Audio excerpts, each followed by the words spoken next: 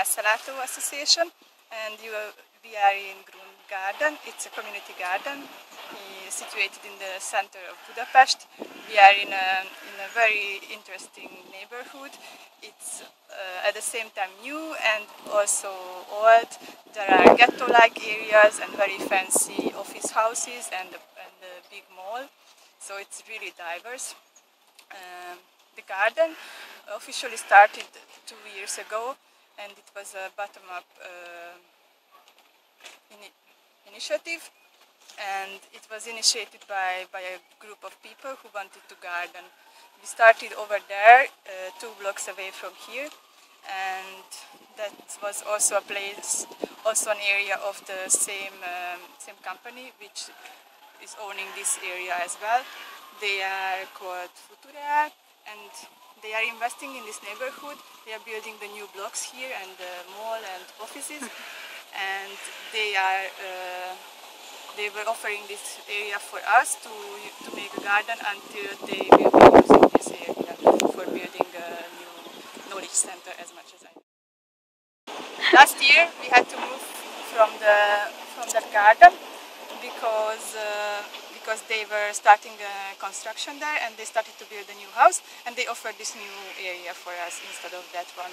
So we started this new garden, Grundkert 2.0 here, and the construction started in the beginning of 2014. It was a very interesting period. At first we started with community planning. So we involved the people who will be gardening here and people from the neighborhood who were just simply interested. And we planned the garden together. And then something around March we started building actually the garden. We brought here earth because the soil was not very good here. So we had to buy new soil. And also we could use some soil from the last garden. It was very good because it was already a lot of life in it. And yes, with the community together we started building this. And now it opened in the beginning of May. Yes, in the beginning of May officially, but we started planting in the beginning of April, more or less. So actually we were supposed to start earlier, but it was not possible without water and some other infrastructure. But now it's already, as you see, flourishing and growing, so we are really happy to be here. I will show you one of the first things that we built here. It's called Grundkert, and it's a big pile. Inside there are big woods, and on the top of the big wood there are smaller branches, and then some compost and earth. So basically that is how it is working, and it's a big pile, and it's very good because the composting is working inside, so it will be very good for the plants, that it will be always fertile for, I don't know, 4 or 5 years they say. So it's a new experiment and we are very proud of it. You see some corns and other diverse vegetation on it. Then I will show you the composting area. The composting area is now consisting of 4 compost bins. It's made of pellets, and it will be very soon an open composting point, so the community from the neighborhood can also bring here compost.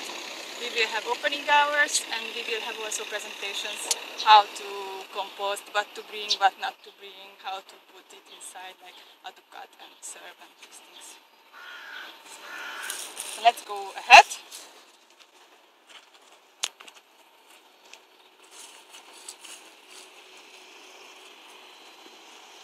Here on this corner we will have some flowers just to hide this area, because actually there is not so much soil here, just rubbish. So we are trying to find flowers which are resistant and which can survive here in this harsh surrounding. Yeah, and here we see some raised beds. The raised beds are mostly for the elderly who cannot bend so much, so they can easily work here as well. And then let's go ahead and I will show you the parcels.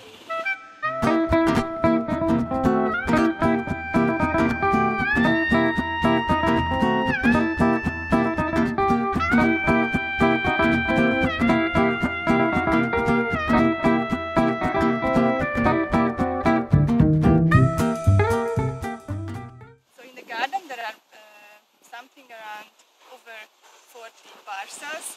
And each parcel is about 10-15 square meters, and the owners of the parcels are really diverse. There are some parcels are cultivated only by one person, and then some others are by a family or by a group of friends, or there are also gardens which are joint parcel of people who didn't know each other before, but they started to grow vegetables together. And people grow different things here. Basic rule is that we can only use things that are possible to use in bio gardening.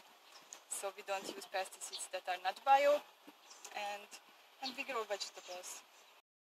Previous garden we had an automatic watering system, because before the garden it was alone and it was watered automatically. So it was a system which was set for, I don't know, 6 o'clock in the morning, and then it was watering the whole garden automatically. And now we don't have the automatic system, which I personally prefer, like this one, the not automatic one, because this way we really have to come out every day and water and meet and take care of the garden. And before that it was possible not to go out even for a week or two and do anything. So this is the nice system that we have now. It's not perfect, but it's like good gymnastics also. I will show you.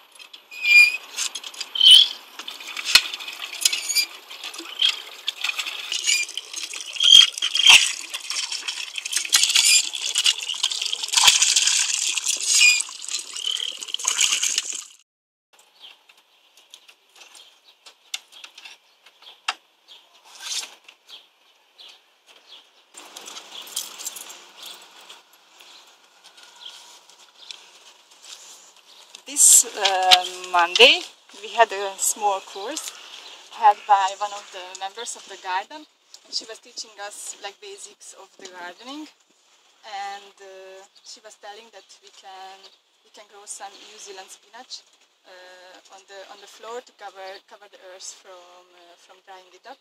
So from one of the members I received some seeds for it.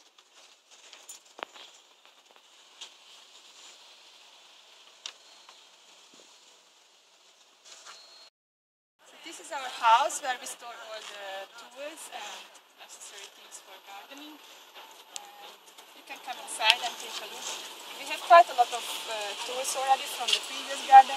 We were applying for 2 funds and we received some grant for making the garden and buying these tools, so that's why we have so many things.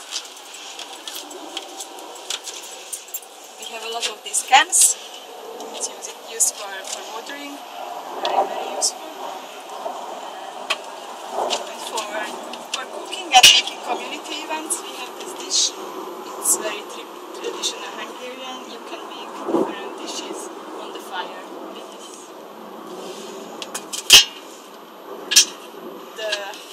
The wooden house was built by, first it was built by a TV community.